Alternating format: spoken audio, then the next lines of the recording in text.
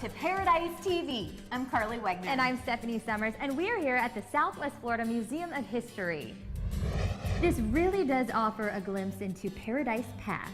This time of year, afternoon showers can put a damper on even the most perfect day, and this is a perfect place for the whole family to pass a rainy afternoon.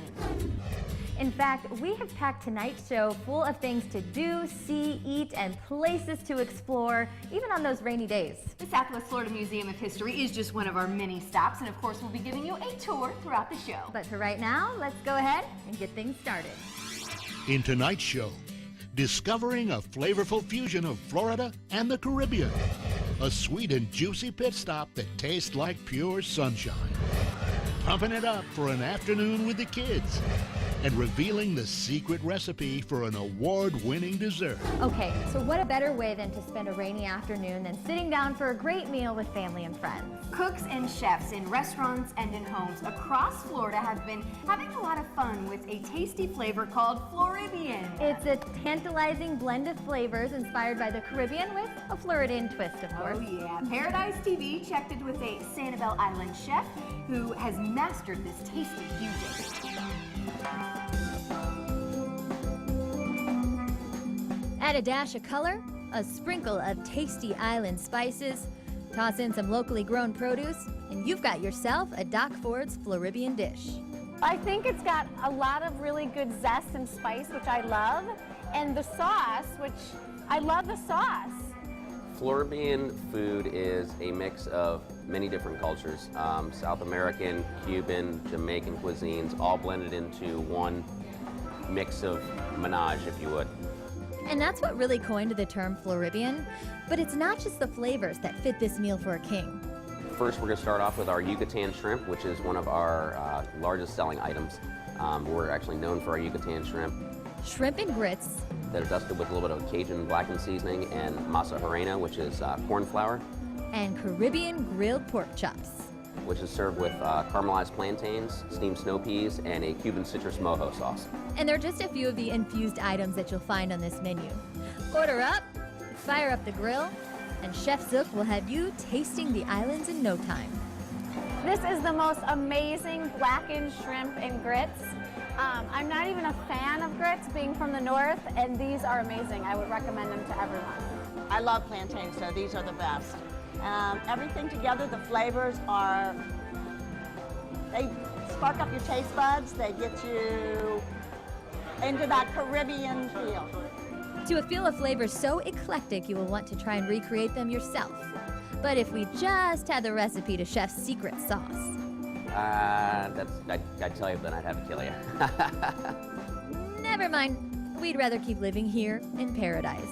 I wouldn't leave here for anything. I've been here for over 35 years, and I love the cultures down here. It's a blend of the Caribbeans, the islands. Where it all comes together on your dinner plate. And the chef over at Doc Ford's really knows his seafood. He was actually featured on a cooking/fishing show called Season on the Edge. So exciting. I was at Doc Ford's, so I can see it was really good. It is a good place. All right, well, just up the road from Doc Ford's is a really cool place. It's called the J.N. Ding Darling National Wildlife Refuge. And the nature trail is closed for renovations, but the free indoor education center is perfect for when the weather's not.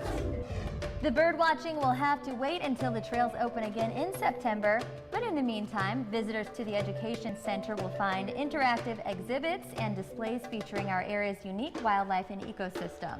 There's also a hands-on area for kids where they can get up close and personal with some of our sea life. What are some of your favorite ways to spend a rainy day in paradise? Send us an email or message us on Facebook. A great way to take home a sweet piece of paradise is in a glass or in a cone. Sun Harvest Citrus in Fort Myers serves up homemade ice cream and pours freshly squeezed orange juice all year round. For 3 generations, Sun Harvest has been growing, packing, and selling their Florida-grown Indian River citrus.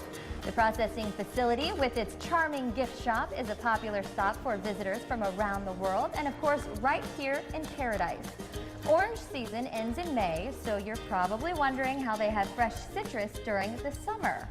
Right at the end of April, 1st of May, we start picking truckloads of fruit that we run exclusively for our summertime juice, and that juice goes up the Florida freezer in North Fort Myers where they can keep the oranges right above 35 degrees for us, which will hold those oranges all summer long, and that enables us to juice through September.